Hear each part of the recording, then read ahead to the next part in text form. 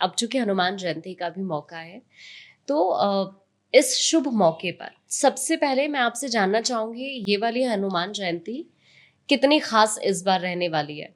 हनुमान जी तो अपने आप में साक्षात हैं, आज भी हैं, चिरंजीवी हैं। जो 7 चिरंजीवी हैं उनमें से हनुमान जी हैं और भगवान शिव के रुद्रावतार हैं। और प्रभु श्री राम के वो सेवक जैसे सब जानते हैं ही। और हनुमान जी के लिए कहने के लिए या देवी के लिए कहने के लिए मैं बहुत छोटी सी जीवात्मा हूँ। इस बार की या हर बार की हनुमान जन्मोत्सव बहुत खास होता है। अच्छा, इस पे भी ना लोगों के मतभेद हैं। कुछ लोग चैत्र पूर्णिमा को हनुमान जी का जन्मोत्सव मानते हैं, कुछ लोग कार्तिक पूर्णिमा को मानते हैं कि जो दीपावली से एक दिन पहले आती है कि उस दिन उनका जन्म हुआ था। तो इस पर भी मतभेद है। लेकिन हाँ, हनुमान जी का जो जन्म हुआ था वो उनके पिता और माता। यहाँ पर ना एक बात और कहना चाहूंगी कि बहुत से लोग ये भी बोलते हैं कि स्त्रियों को स्पर्श नहीं करना चाहिए, है ना। ये मिथ है, ये मेल डोमिनेटिंग सोसाइटी ने बनाया है। हनुमान जी प्रकट नहीं हुए हैं, हनुमान जी ने जन्म लिया है और एक महिला के ही गर्भ से लिया है। तो जब वो महिला के ही गर्भ से निकले हैं, उनका जन्म हुआ है, तो वो महिलाओं से दूर कैसे रह सकते हैं।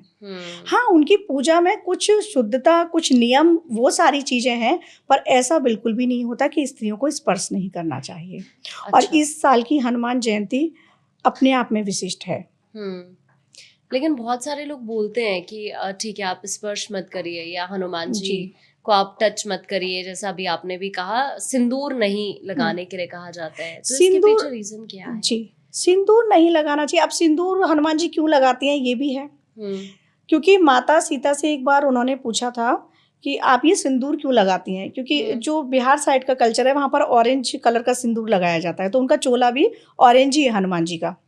हाँ, इसे यहाँ पर नॉर्दर्न में हम लोग ये रेड कलर का लगाते हैं, वहाँ पर ऑरेंज लगाते हैं। तो माता सीता से पूछा था कि आप ये क्यों लगाती हैं, उन्होंने कहा राम जी की उम्र लंबी हो इसलिए मैं लगाती हूँ। तो उन्होंने पूरे अपने शरीर पर ही वो धारण कर लिया हनुमान जी ने। अब चोले के लिए इसलिए मना किया जाता है जो स्त्रियां हैं, क्योंकि वो स्त्रियां अपने मांग में लगाती हैं सिंदूर, और वही फिर वो हनुमान जी ब्रह्मचारी हैं, उन पे लगाएंगी। सिर्फ इसलिए मनाही है। आप विवाहित हैं तो आप मंदिर में दे के आ सकते हैं चोला, उसके लिए मना नहीं है। अच्छा। अपने हाथ से चोला दे के आ सकते हैं, चोला लगा नहीं सकते। हनुमान जी को स्पर्श भी कर सकते हैं, क्योंकि उन्होंने तो हर महिला को मां रूप में देखते हैं वो, तो स्पर्श करने की मनाही नहीं है बिल्कुल भी। तो जैसे कुछ ये जो मिथ है इसको तोड़ना बहुत जरूरी है। महिलाओं को स्पर्श करना चाहिए, लेकिन शुद्धता का ध्यान रखना बहुत जरूरी है। लेकिन कुछ लोग बोलते हैं कि नवरात्र, अभी हनुमान जयंती की मैं बात कर रही हूँ, नवरात्र के बाद, कि आप हनुमान जी का व्रत मत रखिए। नहीं, महिलाओं के लिए ऐसा कहा जाता है कि आप ट्यूसडे में व्रत मत रखिए। ऐसा नहीं है, ऐसा नहीं है। वो इसलिए मना करते हैं कि हम पूरे नियम से रख पाएंगे या नहीं। महिलाओं के साथ बहुत सारी चीजें होती हैं, तो उसके लिए नियम संयम बहुत जरूरी है, सिर्फ इसलिए मनाही होती है। बाकी आप रख सकते हैं। इवन यहाँ मैं एक चीज और बताना चाहूंगी, और बहुत लोग शायद सहमत ना भी हों, पर सोचना ध्यान से। मेरे हिसाब से आप पीरियड्स में भी हनुमान जी का ध्यान कर सकते हैं, क्योंकि ध्यान के लिए या जाप के लिए कभी मनाही नहीं है। आपको मंदिर जाने के लिए मनाही होती है, उसके भी शास्त्रों में अपने नियम बताए हैं, लेकिन आप हनुमान जी का, आप देवी का कर सकते हैं, आप कृष्ण का कर सकते हैं, वो बात अलग है, भगवान शिव का कर सकते हैं, लेकिन हनुमान जी का भी आप जाप ध्यान में पीरियड्स टाइम में भी कर सकते हैं, कोई मनाही नहीं होती है। ओके। हालांकि कहा यही जाता है मानसिक ध्यान की, मानसिक अवस्था की। अब मन से बैठे बैठे तो हम दुनिया में विचरण कर लेते हैं ना, तो प्रभु के लिए मन से आप जप सकते हो, कोई मनाही नहीं है। ठीक है। जो गर्भवती महिलाएं होती हैं, तो क्या उनको ऐसी टाइम पर कथा सुननी चाहिए हनुमान जी की? हाँ, बिल्कुल सुननी चाहिए मेरे हिसाब से तो, क्योंकि हनुमान जी में अष्ट सिद्धियां हैं और नव निधियां हैं। अगर आप हनुमान जी की कथा सुनेंगी, उनके गुणगान सुनेंगी, तो वो सारा तेज, वो सारी ऊर्जा आपके उस बालक में आएगी। क्योंकि गर्भ संस्कार जो होता है उसमें भी कहा जाता है कि जैसा बच्चा सुन रहा है, जो बच्चा देख रहा है, वही आदतें उसमें जाती हैं होने के बाद। तो आप जब हनुमान जी की महिमा सुनेंगे, सारा का सारा कितना तेज उस बच्चे में जा रहा है। हनुमान जी में अष्ट सिद्धियां हैं। उन्होंने जब लंका गए थे तो सुरसा के लिए लघु रूप भी दिखा दिया था, और जब सुरसा ने 16 योजन अपना मुंह खोला तो 32 योजन के वो हो गए थे। वो उनकी अष्ट सिद्धियों में ही आई थी। तो और सारी ये सिद्धियां जो थी वो माँ सीता ने उनके लिए दी थी। तो मेरे हिसाब से तो बिल्कुल सुनना चाहिए कि आपके बच्चे में भी वो तेज आएगा, वो प्रभाव आएगा, हनुमान जी का कहीं ना कहीं स्वरूप उस बच्चे में आएगा। अच्छा, सही तरीका है क्या अगर हम हनुमान चालीसा का पाठ करें, वो भी आप बताइए, क्योंकि बहुत सारे लोगों को नहीं पता है। हम कभी भी बैठ जाते हैं, किसी भी जगह हम बैठ जाते हैं, हनुमान चालीसा करने लगते हैं, तो है क्या उसका सही तरीका क्या है? हनुमान चालीसा का जो पाठ है वो आप आसन लगा के कीजिएगा एक तो। अच्छा। हाँ, गर्भवती महिला तो लेटे लेटे कर सकती है, उसके लिए तो फिर इतनी फ्रीडम होती है, वो लेट के कर सकती है। बाकी अगर हम नॉर्मल इंसान हम अपनी बात करें तो आसन लगाइएगा, साथ में एक आसन लाल रंग का आसन हो वो, और एक आसन हनुमान जी के लिए भी डालिएगा। अच्छा, बराबर। ओके। आप उसमें राम नाम भी लेंगे और हनुमान जी वहां आएंगे। लोगों को ऐसा महसूस हुआ है, जो उनकी भक्ति उस तरह से करते हैं उनको साक्षात्कार हुआ है। तो हनुमान जी के लिए भी एक लाल आसन डालिएगा, दीपक लगाइएगा। शुद्ध घी का दीपक होना चाहिए, अगर घी नहीं है तब फिर तिल के तेल या चमेली के तेल का वो दीपक लगाएं। और उसके बाद 7 बार हनुमान चालीसा का पाठ करें। हनुमान चालीसा के पाठ से पहले आपको श्री राम का 11 बार उच्चारण करना है, प्रभु श्री राम का। जब हनुमान चालीसा का पाठ हो जाए उसके बाद ये उसको हम संपुट लगा के कर रहे हैं श्री राम के साथ, और श्री राम का 11 बार उच्चारण, फिर हनुमान चालीसा का 7 पाठ, फिर उसके बाद फिर श्री राम उच्चारण, क्योंकि प्रभु श्री राम के नाम से हनुमान जी खुश होते हैं। अब इसमें ये भी बताना चाहूंगी, हर मनोकामना के लिए या हर परेशानी के लिए अलग अलग तरीके से हनुमान जी की साधना की जाती है। अगर किसी की शादी में समस्या है, वो लड़की भी कर सकती है ये अनुष्ठान, तब फिर आप जो राम दरबार का फोटो होता है, जो चित्र है, वो सामने रखिएगा, घी का दीपक प्रज्वलित कीजिएगा, 7 बार हनुमान चालीसा का पाठ करें। अगर आपका स्वास्थ्य अच्छा नहीं रहता है तब आप जो संजीवनी बूटी ले जाते हुए हनुमान जी का फोटो होता है वो चित्र सामने रखें, फिर हनुमान चालीसा के 7 पाठ करें। अगर आपको भगवान की कृपा चाहिए, अपनी कोई भी मनोकामना पूर्ण करनी है किसी भी तरीके की, तब आप आशीर्वाद मुद्रा में जो हनुमान जी का फोटो होता है वो सामने रखें और फिर हनुमान चालीसा का पाठ करें। आपको लग रहा है घर में बहुत नेगेटिविटी है, या फिर कभी कभी होता भी है कि किसी ने ब्लैक मैजिक कर दिया, ये चीजें भी होती हैं, या नेगेटिव एनर्जी घर में एंटर कर गई है, तो फिर पंचमुखी हनुमान जी की साधना, उनका फोटो रखो, क्योंकि वो 5 दिशाओं का प्रतिनिधित्व करते हैं। और अहिरावण से जुड़ी हुई कथाएं लोगों ने सुनी भी होगी।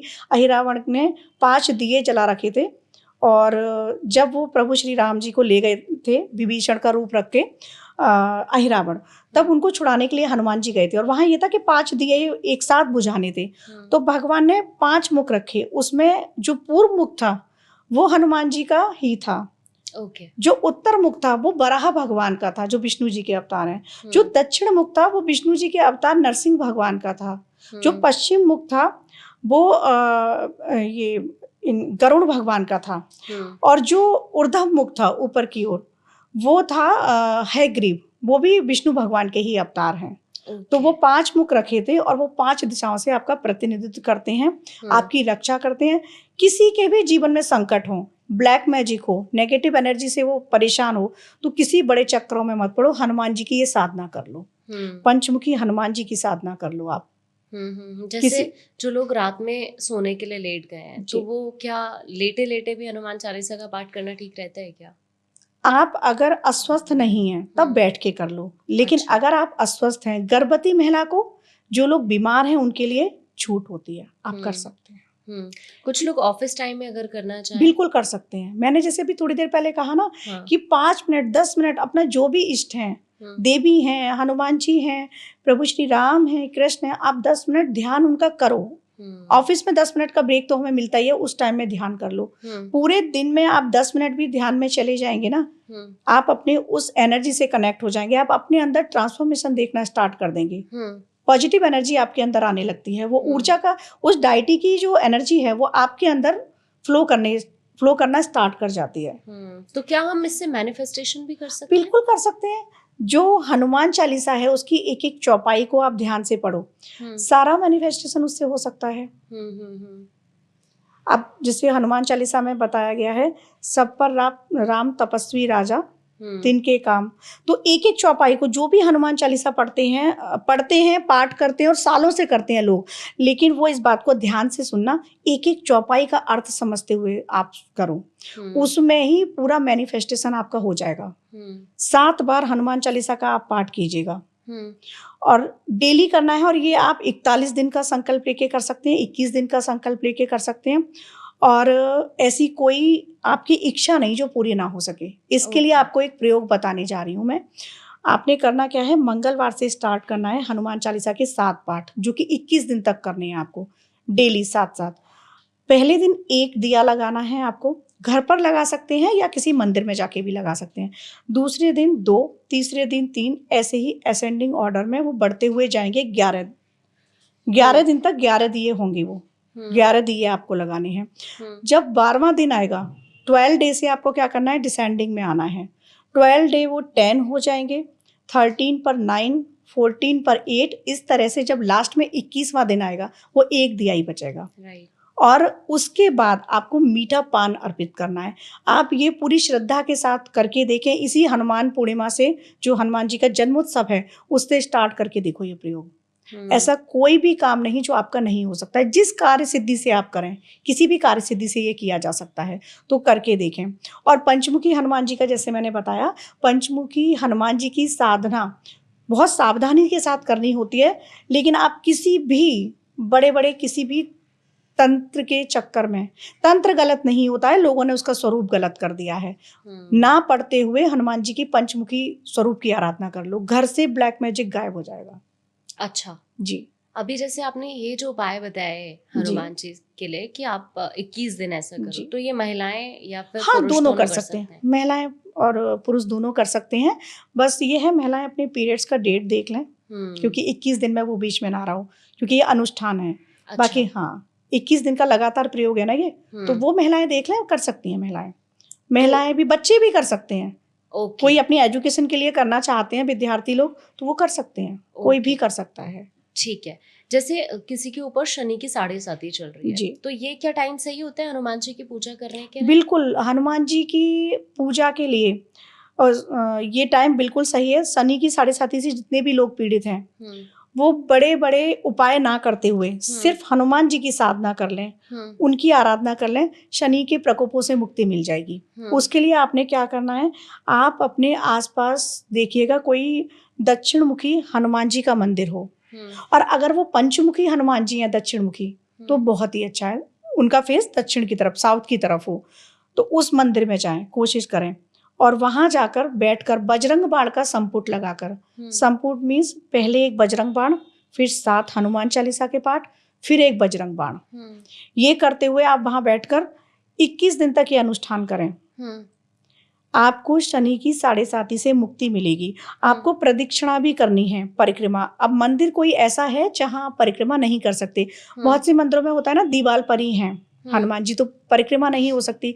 तब आप दंडवत लेट जाइएगा और मानसिक प्रदक्षिणा कीजिएगा, क्योंकि मानसिक पूजा, मानसिक विधियां सारी बताई गई हैं हमारे शास्त्रों में। लेकिन स्त्रियों को दंडवत प्रणाम नहीं करना है। हनुमान जी उनको माँ स्वरूप में देखते हैं, तो अच्छा, स्त्रियों को नहीं लेटना है। उनको हाथ जोड़ना है। जिन पर स्त्रियों पर, जो वुमेन है, उन पर 7.5 चल रही है, तो वो आप हाथ जोड़कर उनसे ध्यान में प्रदक्षिणा करें बस। और जो पुरुष हैं वो दंडवत लेट कर करें। अच्छा, ये अभी आपने पंचमुखी हनुमान जी का जिक्र किया, दक्षिण मुखी अभी आपने जिक्र किया, ये थोड़ा सा इसके बारे में भी आप मेरे को बताइए। पंचमुखी हनुमान जी, जैसे मैंने बताया, 5 मुख होते हैं उनके। अच्छा। तो वो कहीं भी मिल जाए, किसी भी कोई मंदिर, वो कम ही होते हैं वो मंदिर। घर पर तो आप फोटो ला सकते हो, लेकिन आप तलाश कीजिएगा, आपके आसपास अगर मिल जाते हैं तो बहुत ही अच्छा है। वहां जाकर शनि की 7.5 के लिए ये प्रयोग कीजिएगा। अच्छा। पंचमुखी हनुमान जी नहीं मिलते हैं, तब आप दक्षिण मुखी, जिनका फेस जो नॉर्थ में होंगे और उनका फेस जो होगा वो साउथ की तरफ होगा, दक्षिण मुखी, उनकी साधना करो, क्योंकि ये उग्र देव हैं। दक्षिण की तरफ उनका उग्र हो गया है स्वभाव, और वो बहुत जल्दी काम करते हैं। अच्छा। हाँ, जैसे तंत्र है ना, हाँ, फटाफट से काम करता है, ये उसी तरह से काम करते हैं। तंत्र का ही एक प्रयोग समझ लो ये। बहुत जल्दी काम करेंगे। इसी तरह से जैसे हमने अभी देवी पर बात करी थी, हाँ, उसी का बता रही हूँ। देवी के भी जैसे तंत्र को लोग तांत्रिक क्रियाएं और वो उसका स्वरूप बहुत बिगाड़ दिया है, पर तंत्र गलत नहीं होता है। तंत्र एक सिस्टम है। अच्छा, प्रजातंत्र, लोकतंत्र एक सिस्टम है ना। तो ये तंत्र भी सिस्टम है। और भगवान शिव ने जब माता पार्वती को ये ज्ञान दिया था, पहले एक ऐसे वो कपल हैं जो आध्यात्मिक चर्चा करते थे, वरना लोग कहाँ, उनको टाइम ही नहीं है हस्बैंड वाइफ के साथ। हम हमारे फ्रेंड से बात कर सकते हैं, लेकिन हम हमारी जो पार्टनर है उसके लिए हमारे पास टाइम नहीं है। तो वो लोग आध्यात्मिक चर्चा करते थे। जब उन्होंने उनको तंत्र का ज्ञान दिया तो बहुत अच्छा दिया था, 5 मुखों से दिया था भगवान ने। अच्छा। जब उन्होंने, भगवान शिव ने अपने पूर्व मुख से दिया था माता पार्वती के लिए, तो उन्होंने बताया था स्वर क्या है, स्वर विज्ञान जो है। शिव सर्वोदय एक बुक है, उसमें पता चल जाएगा। और स्वर के माध्यम से बहुत सारी चीजें कर सकते हैं, जैसे इंगला, पिंगला, सुषमना नाड़ी होती है ना हमारी, उनसे भी हम बहुत सारी चीजें जान सकते हैं अपनी। ओके। तो स्वर विज्ञान का ज्ञान दिया, उनके लिए बिंदु का ज्ञान दिया, बिंदु क्या है। और इस तरह से पश्चिम मुख होकर उन्होंने ज्ञान दिया। उत्तर मुख होके माँ पार्वती को उन्होंने बताया सम्मोहन क्या होता है, मोहन क्या होता है, इसका ज्ञान दिया। पश्चिम मुख होकर उन्होंने बताया ये जो औषधियां बनती हैं, जैसे धतूरा है, इससे भी औषधि बनती है, विषैले सर्पों से भी औषधि बनती है, तो उन्होंने बताया इन सब चीजों के बारे में। दक्षिण मुख होकर उन्होंने महाकाली को ज्ञान दिया, मारण उच्चाटन जो प्रयोग होते हैं, तो वो दिया। अब यहाँ पर एक चीज और बताऊंगी, लोग बलि देने की बात करते हैं कि देवी पूजा में बलि दी जाती है। वो सर्वदा गलत है, भगवान ने कभी नहीं बताया। कुलावड़ तंत्र है, एक बुक है, लोग पढ़े उसको। कुलावड़ तंत्र के 130 और 131 है शायद, वो जो मैं बता रही हूँ श्लोक, उसमें पढ़े। उसमें स्पष्ट रूप से लिखा हुआ है बलि इसकी नहीं देनी है। पशु हत्या जिसने कर दी उसके तो कर्म ही खराब हो गए, भगवान शिव ने कहा है। जिसने हिंसा कर दी उसके कर्म खराब हो गए। तो उन्होंने ये नहीं कहा ये हमने अपने हिसाब से बनाए हुए हैं, या इसका तंत्र का जो स्वरूप बिगड़ा है वो हम लोगों ने ही बिगाड़ा है, जनमानस ने। भगवान ने नहीं बताया कि बलि देनी है, माँ ने नहीं कहा मुझे बलि दो। अब जैसे शराब अर्पित की जाती है महाकाली को और भैरव को, तो वो शराब अर्पित करना नहीं बताया, वो भी कुलावड़ तंत्र में लिखा हुआ है। वो आसव बताए हैं, जो आसव आयुर्वेद में आसव होते हैं, जो एक जब डिलीवरी हो जाती है तो वो लेडीज के लिए दिए जाते हैं, उसकी क्लीन हो जाए इसलिए, तो उसको रिलीफ मिले इसलिए, तो वो आसव बताए, आसव चढ़ाओ।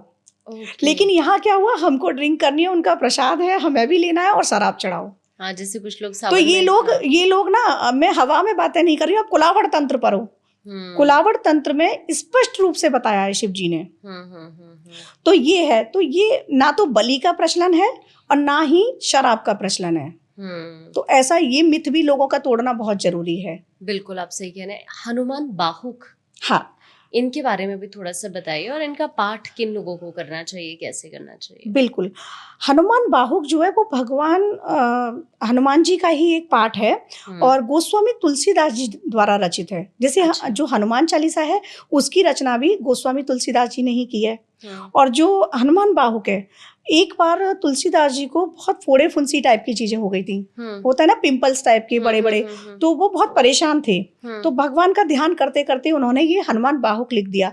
जिसके जीवन में रोग हो, और ऐसा रोग असाध्य रोग, मैं बताना चाहूंगी लोगों की कैंसर तक की बीमारियां, उनका ट्रीटमेंट तो चला, ऐसा नहीं है कि बिना ट्रीटमेंट वो ठीक हुए, लेकिन कैंसर तक को ठीक किया गया इससे। हनुमान बाहुक का पाठ आप कीजिएगा, इसका भी अनुष्ठान होता है 41 दिन का, 21 दिन का। इस पाठ से हर रोग से मुक्ति मिल सकती है।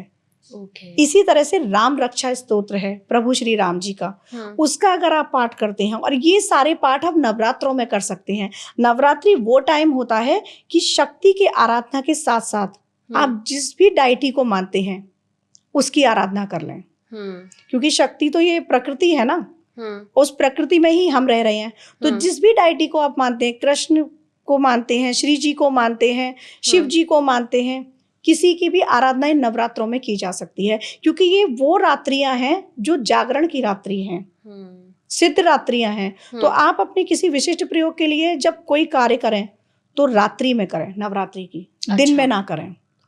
अगर किसी का स्वास्थ्य खराब है या आपको मनपसंद जीवन साथी चाहिए, माता रानी देंगी वो तभी जब वो आपके लायक है, ये वो देखेंगी, लेकिन चाहिए वो भी प्राप्त कर सकते हैं माँ की आराधना से। दुर्गा सप्तशती जो है वो पूरी कीलित है।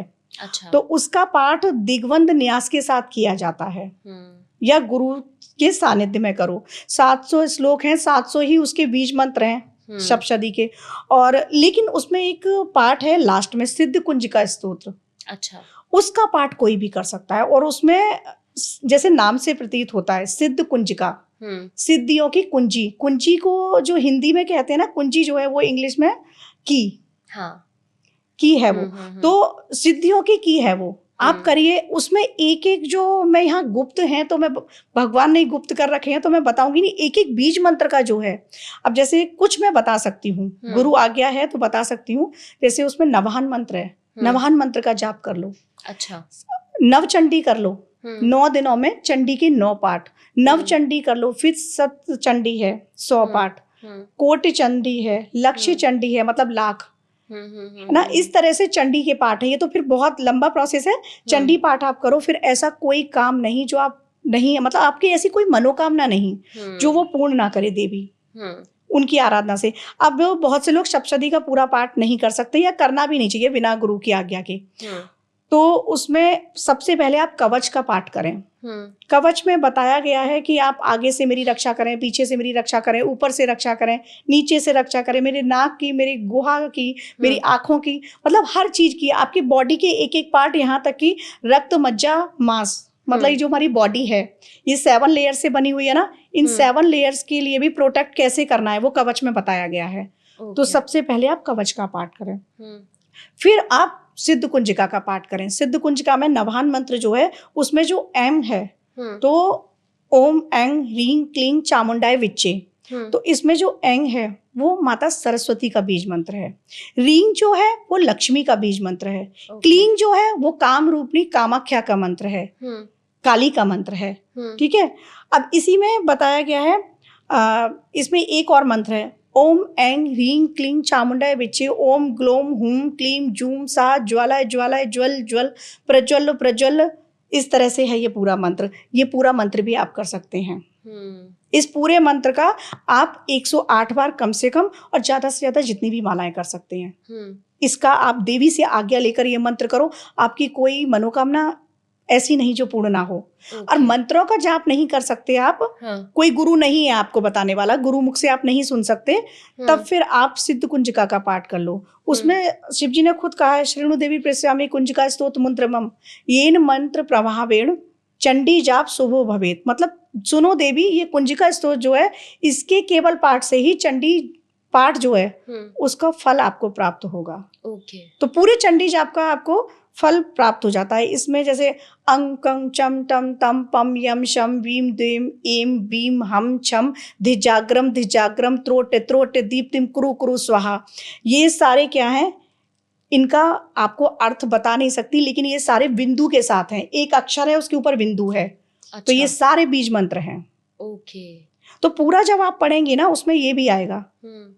आप सिद्ध कुंजिका का पाठ कीजिएगा। इससे सिद्ध कुंजिका से मारण, मोहन, वशीकरण, उच्चाटन सब प्राप्त किए जा सकते हैं। लेकिन यहाँ समझने वाली बात यह है, मारण किस चीज का करना है? अपने अभिमान का। बिल्कुल। मोहन किसका करना है? जो आपका इष्ट है उसका करो। सम्मोहन किसका करना है? सम्मोहन स्वयं का कर लो। आकर्षण किसका करना है? आकर्षण के लिए अपने इष्ट और अपना आकर्षण आपस में बढ़ाओ। गलत प्रयोगों में जाओगे तो गलत आपको नतीजे देखने को मिलेंगे, क्योंकि जो गलत प्रयोग करते हैं फिर उनके वंश के वंश खत्म हो जाते हैं। आप स्वयं करो, इसके पॉजिटिव रिजल्ट देखो और पॉजिटिव ही सोचो कि आप कैसे इसको अपने लिए पॉजिटिवली वर्क करा सकते हैं। तो सप्तशती के पीछे एक चीज और बताऊंगी, उसमें मनोकामना के लिए बहुत सारे मंत्र हैं। जैसे किसी पुरुष की शादी नहीं हो रही है, अड़चन आ रही है, तो उसमें एक मंत्र है, पत्नी मनोरमाम देही मनोवृत्तानुसारिणीम। इस तरह से ये मंत्र है। सबसे लास्ट में जाना सप्तशती में, उसमें ये मंत्र मिल जाएगा। नवरात्रि में उस मंत्र का जाप कर लो। आपके शत्रु आपको बहुत परेशान कर रहे हैं, गुप्त शत्रु भी होते हैं, तो उसमें है सर्वाबाधा, इस तरह से एक मंत्र है, वो पीछे जाके आप करो। शत्रुओं के लिए कोई भी बाधा आ रही है आपके काम के लिए, वो करो। अब एक और है, जैसे आप कोई भी मंत्र नहीं कर सकते, सुबह आपको जल्दी ऑफिस निकलना है, तो सिर्फ आपने क्या बोलना है, सर्व मंगल मांगले शिवे सर्वार्थ साधिके शरण्ये त्र्यंबके गौरी नारायणी नमोस्तुते। सिर्फ इसको बोलते हुए चले जाओ माँ के आगे एक बार, और मानसिक कैब में बैठे हो, कैब में बैठे बैठे इसी मंत्र का आप माइंड में रिपीट करते रहो, मानसिक करते रहो इस चीज को। तो बहुत सारी चीजें ऐसी हैं जिनको करके आप अपनी लाइफ में बहुत सारी चीजें प्राप्त कर सकते हो। बिल्कुल। एक बार फिर से मैं हनुमान जी की बात करना चाहूँगी, चूँकि अभी आपने महिलाओं का ज़िक्र किया हनुमान जी को लेकर, तो सबसे ज़रूरी कौन सा दोहा हो सकता है महिलाओं के लिए जो वो हनुमान चालीसा का कर सकती हैं? मन क्रम वचन ध्यान जो लावे, संकट कटे मिटे सब पीरा, जो है ना महिलाएं वो कर सकती हैं। क्योंकि महिलाओं के लिए पता है क्या होता है कि उनके जीवन में अगर देखा जाए तो हर तरह से संकट ही होते हैं। इंडिपेंडेंट भी जो लेडी है ना कहीं वो बाउंड है, और संकट कुछ सामने से होते हैं, कुछ हाइड होते हैं। तब वो मैं ये कहूंगी वो ये करे, संकट कटे मिटे सब पीरा, जो सुमरे हनुमत बलबीरा, इसका पाठ करो। तो आप अकेले रास्ते पर जा रहे हो तब आपको भय नहीं है, आप अपने घर में हो तब भी भय नहीं है। और इसको करने के बाद जो ऊर्जा आपके अंदर प्रवाहित होगी, आप किसी से डरना बंद हो जाओगे, जो थोड़ा सा भी भय है वो निकल जाएगा। अच्छा, ये मंगल का साल है इस बार, आपने अभी बताया जी, तो क्या सभी राशि वाले लोगों को हनुमान जी की आराधना करनी चाहिए? बिल्कुल करनी चाहिए, बिल्कुल करनी चाहिए। क्योंकि 9 की जो ऊर्जा है वो जैसे मैंने अभी बताया था शिव और शक्ति की है, नंबर 9 की। और हनुमान जी का साल है, हनुमान जी की ऊर्जा भी 9 की है। तो जो लोग भी हनुमान जी का पाठ करेंगे, जाप करेंगे, ध्यान करेंगे, उनके लिए चीजें बहुत इजी होती चली जाएंगी। अच्छा, नंबर 9 वाले के लिए तो ये है ही, लेकिन मूलांक 1 से लेकर 9 तक हर जातक इसको कर सकता है। हर बंदे को, मैं कहूंगी हर बंदे को करना चाहिए। ठीक है। अच्छा, कुछ महिलाएं अगर मंदिर जाकर हनुमान मंदिर जाकर कुछ विशेष अनुष्ठान कराना चाहे तो वो पॉसिबल है? उससे कोई प्रॉब्लम तो नहीं है? महिलाएं अनुष्ठान करा सकती हैं विशेष, जो भी आप कह रहे हैं। अब वो किस पर्पज से है ये देखना पड़ेगा। अच्छा, हाँ, वो किस पर्पज होना बहुत जरूरी है क्लियर। क्योंकि पता नहीं ना कि कुछ महिलाएं गलत प्रयोग भी करती हैं, तो इसलिए अभी मैं कह दूं कि हाँ कर सकती हैं। तो गलत प्रयोग नहीं होना चाहिए, सात्विक प्रयोग है वो तो कर सकती हैं। अच्छा, अगर कोई भी विमेन है, सपोज करिए किसी की शादी में कोई प्रॉब्लम आ रही है, तो अगर वो हनुमान चालीसा का पाठ करती हैं, पूजा पाठ करती हैं हनुमान जी की, तो क्या वो बाधाएं दूर हो सकती हैं? बिल्कुल दूर हो सकती हैं। लेकिन शादी के लिए मैं बताना चाहूंगी, महिला हो या पुरुष, दोनों ही इसी नवरात्रि, किसी भी नवरात्रि कर सकते हैं, किसी भी मंगलवार, शुक्ल पक्ष के मंगलवार से वो स्टार्ट कर सकते हैं। सुंदर कांड का पाठ करें, जिसके के नाम से ही प्रतीत होता है सुंदर। सुंदर कांड का पाठ करने से शादी में आने वाली हर अड़चन दूर हो जाती है। और शादी ही नहीं, जो जीवन में बाधाएं आ रही हैं वो दूर हो जाती हैं। आप इन नवरात्रि में कर सकते हैं संकल्प लेके। आप हनुमान जो जन्मोत्सव है पूर्णिमा, उस पर कर सकते हैं। किसी भी शुक्ल पक्ष के मंगलवार से शुरू कर सकते हैं, फिर मंगलवार शनिवार कीजिएगा। अनुष्ठान तौर में कीजिएगा इसको वचनबद्धता के साथ कि मैं इतने दिन करूंगा, इतने दिन तक करूंगा। पूरा संकल्प लेके तब आप स्टार्ट कीजिएगा। अच्छा, एक बात बताइए, हनुमान जी को अष्ट सिद्ध नवनिधियां किसने दी है? माता सीता ने। माता सीता ने उनको प्रदान करी है। और मतलब वो बड़े भी हो सकते हैं, वो छोटे भी हो सकते हैं। अपने शरीर को, मतलब ये लघमा, अड़िमा, गरिमा, ईशित्व, वशित्व, प्राप्ति, ये सारी इनकी हैं ये अष्ट सिद्धियां। ऐसी ही नवनिधियां हैं, शंख निधि है, निधि है, इस तरह से निधियां हैं उनकी।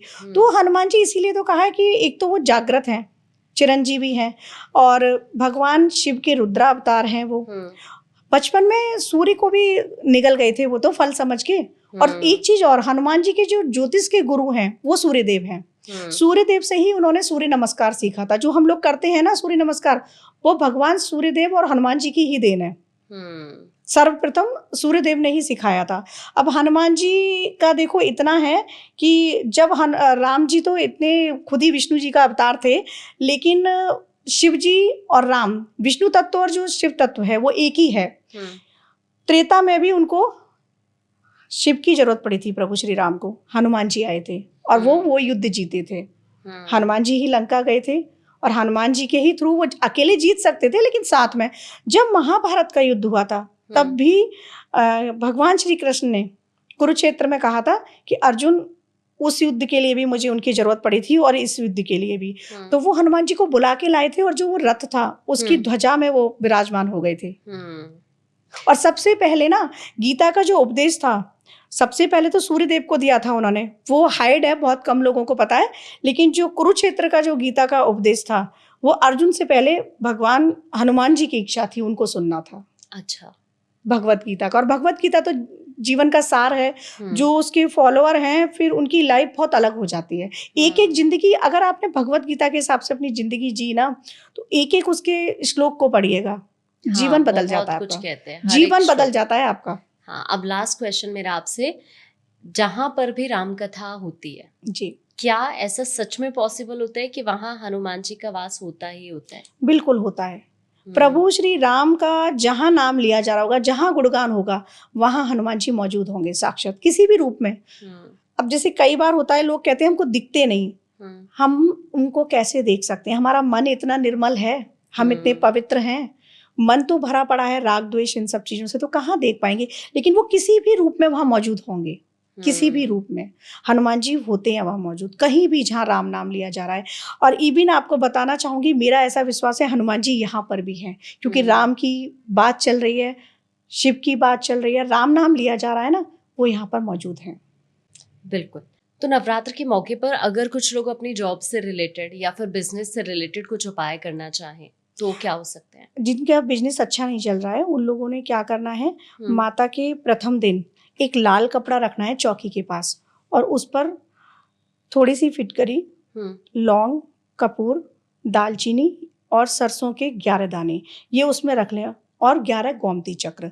जिस दिन माँ का पूजा का समापन हो, नौमी, उस दिन जाकर अपने जहाँ भी बिजनेस, उनका जो ऑफिस है, ऑफिस में या फिर उनके घर में प्रॉब्लम्स आ रही है, कई लोग घर से भी वर्क फ्रॉम होम करते हैं, तो घर के मुख्य द्वार पे बांध दें, या फिर ऑफिस में कहीं भी वो बांध के ना, उसकी पोटली जैसी बना के उसको टांग दें। उससे जो भी बिजनेस में बाधा आ रही है, जो भी किसी की नज़र लगी हुई है, वो दूर हो जाती है। एक फिटकरी लेके पूरे में घुमाएं 9 दिनों तक, और उसको जाके चौराहे पर फेंक दें, पीछे मुड़ के ना देखें। तो ऐसा करने से भी बिजनेस ग्रो करता है। अच्छा। और नवरात्रि के ही पहले दिन, प्रतिपदा वाले दिन, लोग अपने घर का वास्तु भी ठीक कर सकते हैं। शुद्धिकरण करो घर में। कई बार आपने देखा होगा, बहुत से घरों में पॉजिटिव वाइब्स आती है, बहुत से में नेगेटिव आती है। तो आप अगर चाहें तो अपने घर का वास्तु, किसी वास्तु एक्सपर्ट को मत बुलाइएगा, अपने घर का वास्तु नवरात्रि के पहले दिन, प्रतिपदा तिथि को घर का वास्तु ठीक कीजिएगा। मुख्य द्वार का शुद्धिकरण कीजिएगा। मुख्य द्वार जो होता है, मेन गेट, वहां से ही सारे लोग आ रहे हैं। आपके घर के कुल देवता, कुल देवी, ग्राम देवता, पितर देवता और कुल देवता, कुल देवी का किसी भी पूजा में सर्वप्रथम स्थान बहुत जरूरी है। जब तक वो नहीं होंगे, आपकी पूजा माने नहीं होगी, आप कितनी भी कर लो। तो मुख्य द्वार का गंगा जल से, गौमूत्र से छिड़काव करें, शुद्धिकरण करें। उसके बाद गाय के गोबर लेके उससे आप एक लकीर बनाएं मुख्य द्वार पर। फिर आम के पत्तों का तोरण लगाएं, क्योंकि आम के पत्तों में अगर साइंटिफिकली देखें तब भी वो ऑक्सीजन उससे मिलती है हमको, और माँ को भी पसंद है। तो आम के पत्ते या अशोक के पत्ते का तोरण लगाओ मुख्य द्वार पर। फिर घर में एंटर करते ही आप पूरे घर में कपूर की धूनी घुमाइएगा, गंगा जल गौमूत्र से छिड़काव कीजिएगा। उसके बाद आप माँ की स्थापना कीजिएगा। जो माँ की स्थापना, पहले घर का शुद्धिकरण करो, उसके बाद माँ की स्थापना करो। घट स्थापना, कलश स्थापना जो करनी है वो बाद में आप करें। और 9 दिनों तक सात्विक रहते हुए अपने ही घर में गाय के गोबर के उपले पर आप शाम को धूनी जरूर करें। सुबह तो माँ की हो ही रही है, वो जो अग्यारी हम लोग करते हैं, शाम को धूनी जरूर करें। अगर घर में किसी की भी नजर लगी है या कोई भी बुरी शक्ति प्रवेश कर गई है तो वो चली जाएगी। ओके।